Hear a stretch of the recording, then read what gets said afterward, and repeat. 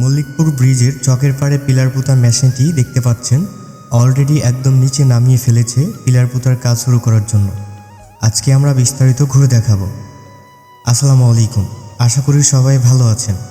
আমরা আগেকার ভিডিওতে দেখিয়েছিলাম যে মল্লিকপুর থেকে আমাদের চকের পাড়ে পিলার পোতার মেশিনটি নিয়ে এসেছে। সেই মেশিনটি এখন একদম নিচে নামিয়ে রেখেছে। আপনারা ভিডিওতে খেয়াল করলে দেখবেন আগেরকার বার মেশিনটি গাড়ি থেকে নামিয়ে ওপরে রাখা ছিল। এখন সুন্দরভাবে রাস্তা তৈরি করে ধাপে ধাপে একদম নিচের কাজের স্থানে নিয়ে আসা হয়েছে। চলেন আমরা নিচে গিয়ে কাছ থেকে দেখি। দেখুন কত বড় এই মেশিন, একদম টাওয়ারের মতো উঁচু আর শক্তিশালী। এত বড় যন্ত্রপাতি এখানে নামানো এবং ঠিক জায়গায় বসানো মোটেও সহজ কাজ ছিল না। দক্ষতার সঙ্গে সেটি এখন নির্দিষ্ট পয়েন্টে স্থাপন করা হয়েছে। সম্ভবত এখান থেকে পিলার পোতার মূল কাজ শুরু হবে। দূর থেকে মেশিনের সাহায্যে পিলার এনে নির্দিষ্ট জায়গায় বসানো হবে।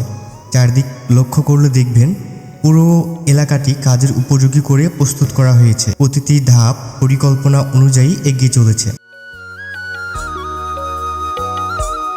মল্লিকপুরে ওই পারও ঠিক একইভাবে এক এক করে পিলারগুলো পোতা হয়েছে। নদীর পাশ ঘেঁষে শক্ত ভিত্তি তৈরি করা হয়েছে। এখন চকের পারও সেই একই প্রক্রিয়ায় কাজ শুরু হতে যাচ্ছে।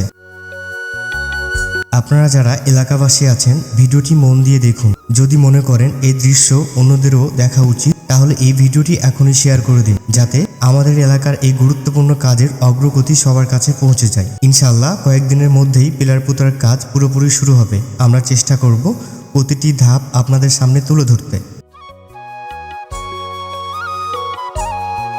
এই ব্রিজ সম্পূর্ণ হলে যোগাযোগ ব্যবস্থা বড় পরিবর্তন আসবে।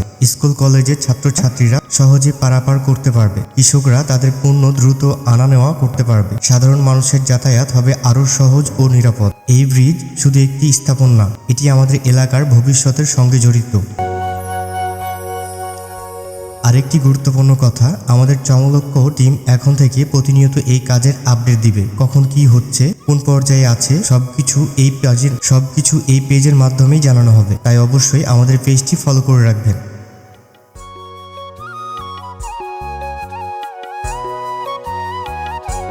ভিডিওটি শেয়ার করে আপনার বন্ধু স্বজনদের জানিয়ে দিন। আপনার একটি শেয়ারই পুরো এলাকার মানুষ আপডেট জানতে পারবে। সবাই ভালো থাকুন, দোয়া করবেন যেন কাজ দ্রুত এবং সুন্দরভাবে সম্পূর্ণ হয়। ধন্যবাদ, আল্লাহ হাফেজ।